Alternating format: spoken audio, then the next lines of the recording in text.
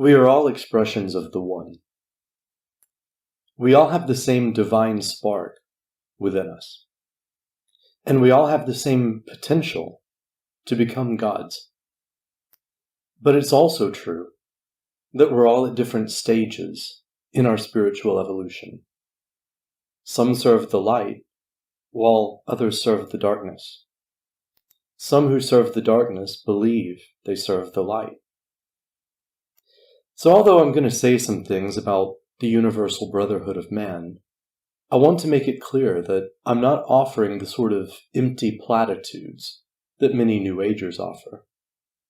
It feels good to echo slogans like, "We all worship the same God."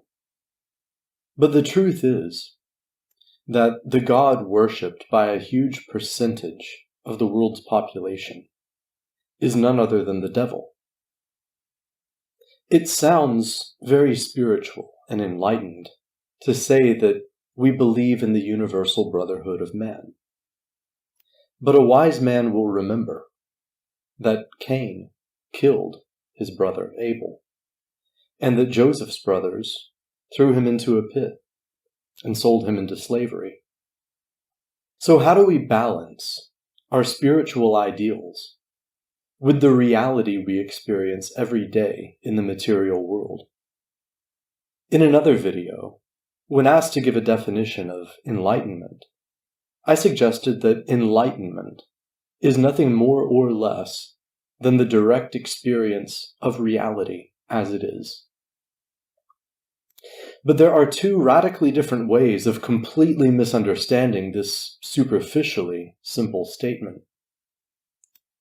A very rationally minded skeptic type person will hear me say this and think that I mean one thing, while a more mystical New Age type will hear me saying something completely different. Each has divided reality in two and chosen half. One thinks that enlightenment means basically rejecting faith-based belief in religion and the supernatural, and adopting a scientific and rationalistic worldview. And he's half right. The other thinks that enlightenment is seeing through the illusion of the material world and the false self, and directly experiencing the unity of all things, and the identity of the self and the world. He's also half right. Maybe I should have said that enlightenment is the direct experience of reality as it is in its totality. And the direct experience of reality as it is in its totality requires us to embrace paradox. And we're confronted with such a paradox when we consider our belief in the Universal Brotherhood of Man. I explain the human predicament in this way. We're all in this together, and we're all in this against each other. We're all brothers, but we're in a war that pits brother against brother. This conflict is dramatized in the Bhagavad Gita. Arjuna sees that the soldiers in the enemy army are his brothers. And he has some very enlightening conversations with Krishna before eventually finding a resolution to his inner conflict and entering into the battle, fully conscious, yet detached. Jesus tells us to love our enemies. He doesn't tell us to pretend to love them. He doesn't tell us to pretend they're not our enemies. An unenlightened man will do one or the other. He can only love the man by pretending that he isn't really his enemy. We see this in left-wing individuals who are in denial about the fact that the West is at war with Islam. Their ideology of multiculturalism and egalitarianism commands them to love Muslims, and they can only do this by pretending that Muslims are not the enemy. And yes, Muslims are the enemy. If they believe in and follow the Quran and the example of their prophet, Muhammad, then they are the enemy. And if they don't, they're not Muslims. All Muslims are enemies of the West. A Western man who doesn't see Muslims as his enemies is not enlightened. On the other side of the political aisle, right-wing individuals can see that they are enemies of the West. But then, seeing them as enemies, they hate them. They're not enlightened either. No one who hates Muslims is enlightened. Only an enlightened man can love his enemies. Most men will either genuinely love someone by pretending that he isn't really his enemy, or else genuinely recognize him as an enemy and pretend to love him. Either way, he's inauthentic. Either way, he's not living in reality. He isn't living in gnosis. And I wouldn't be speaking gnosis if what I said wasn't disturbing. In the Gospel of Thomas, Jesus says that those who seek to know the truth will find it, but that when they do, they will be disturbed. Then they will marvel. Then they will rule over all. And then they will rest. But before you get to rest and find peace, you have to be willing to face disturbing truths. And here is one of those disturbing truths. We live in a world where death is necessary to life. Life requires death. Nature forces one species to compete with other species for survival. And this contest does not draw the line at the species level. Even within the same species group, different subspecies groups are in competition with one another. Within the human species, different racial groups exist, and these groups are in competition with one another, in the same way that different species groups are in competition with one another. Within racial groups, there are various ethnic groups, and within ethnic groups there are families. Families are in competition with other families. Within families, there is also competition. This isn't a human social construct.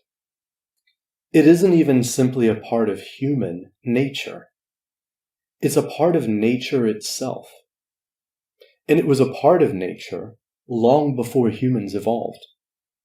In fact, it's part of the evolutionary process that created humans. To put it in religious terms, it's part of the design of the God who created this world. And of course, from a Gnostic perspective, this God is either ignorant, evil, or both.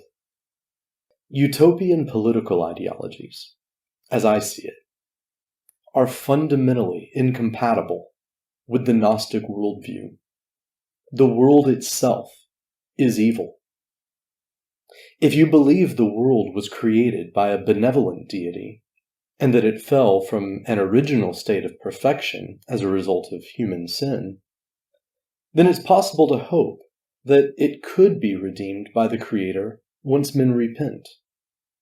But if you believe the world was created by a malevolent deity, then this is the way it is. It's exactly how it was designed to be.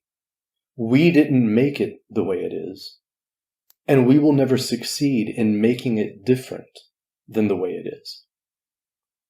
Even our attempts to change the world into our idea of utopia only serve to bring us into conflict with others who want to change the world into their idea of utopia. That conflict can only be resolved in two ways. The first way is if each group agrees to respect the right of each other group to exist as a sovereign nation and to pursue its own vision of utopia within its own borders. The problem is, it's unlikely that all groups will agree to live and let live. There will always be those who will choose to engage in acts of aggression. And remember that even reproduction is an act of aggression, in the sense that population growth will eventually require a nation to expand its borders and come into conflict with neighboring nations over land and resources. But I think this is the best solution possible, which is why I advocate a form of nationalistic anarcho-capitalism. The second way is if one group succeeds in dominating all the others. The problem with this is that it can obviously only end in mass genocide. Unless the dominant group wipes out the other groups, they will be a source of instability and revolution. And even if the dominant group does wipe out all other groups that pose a potential threat to their power, the dominant group itself will eventually split into factions over something or other. The reason I support libertarian nationalism rather than authoritarian globalism has to do with game theory and utilitarian arguments. Both solutions ultimately fail, but the libertarian nationalist solution at least aims at maximizing liberty for the greatest number, while the authoritarian globalist solution aims at absolute power for one at the cost of the total annihilation or domination of all other groups. But it's naive to think that there will ever be world peace. The world is designed in such a way, and the laws of nature are such, that conflicts will always arise between individuals and groups, and they will be forced to compete with one another for survival. The day may come when the lion will lie down beside the lamb, but the lion will be lying there eating the lamb, and the lamb will be lying there dead and being eaten. I'm only describing the nature of the world we live in. I'm not describing how I think human society should operate. But it's important to emphasize that I'm not simply describing how human society presently operates either. If that's all we were talking about, there might be hope. Maybe we could change the way human society operated. But that isn't what we're talking about. We're talking about the very nature of the world itself. And that has nothing whatsoever to do with how human society operates. We're never going to succeed in changing the nature of the world. To think that we will is delusional. And if we only reach this level of illumination, and no farther, we might think that we should all just live according to the law of the jungle, or do unto others before they do unto us. If we see each other as enemies and hate one another, we're not enlightened. We have to also recognize that we are all expressions of one divine self, and that we are all fellow sufferers and fellow prisoners in this material world of darkness. We have to love one another. We have to forgive one another. And in this way, we become liberated. We move beyond being disturbed by the truth of suffering, and we marvel at the mystery of the One. And as we enter into union with the One, and as the power of love and forgiveness release us from the wheel of violence and vengeance, we become the ruler of all and rest. We're still in the world, but we're no longer of it. The Gnostic teaching that the kingdom of heaven is among you is the same as the Vedic teaching that nirvana is samsara.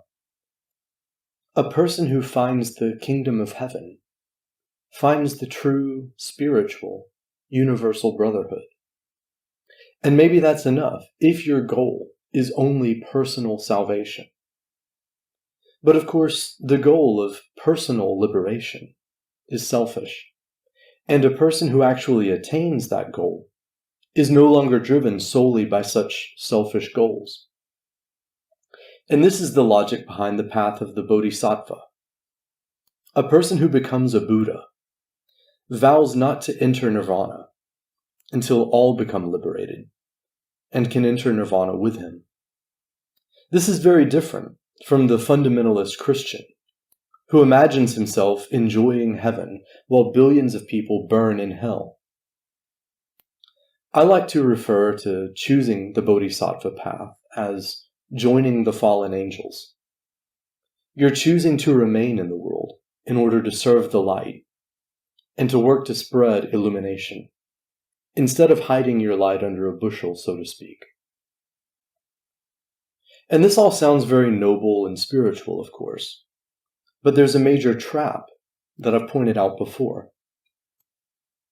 In the kingdom of heaven, or the Universal Brotherhood, there's no need for laws. Love is the law, love under will. But do as thou will is a commandment for the enlightened, not for the ignorant. There have always been those within the Universal Brotherhood of the illuminated who have bought into the idea that for the unilluminated, laws are necessary, and that a government is necessary in order to compel men to obey those laws, and that enlightened men, like themselves, are best suited to write laws and control the government. So they focus their efforts on political solutions. I don't think they're completely wrong and misguided, but I think there are some problems with political solutions, and I've outlined some of these in other videos. But I think the most important objection is that the law can never make men good. This is a fundamental teaching of Gnostic Christianity. Men are not saved through the law. In fact, Gnostics associate the lawgiver with the demiurge.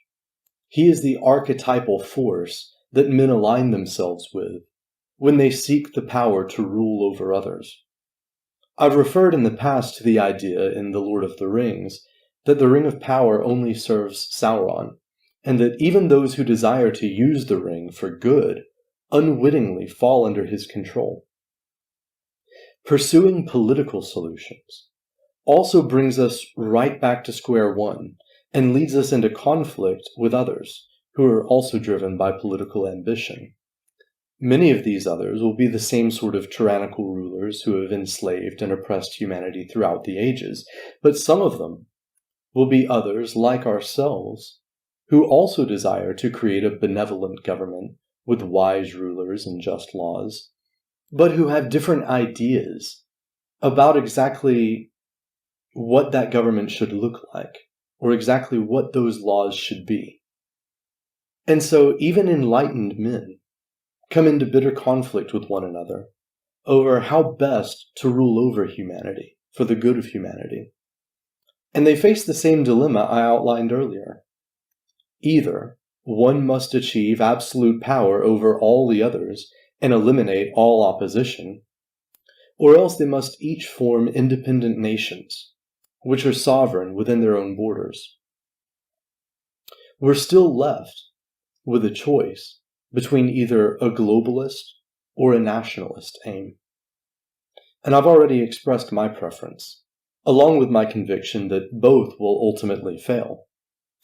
And at the end of it all, we're left with the cold, hard truth that even just laws cannot make men just and good.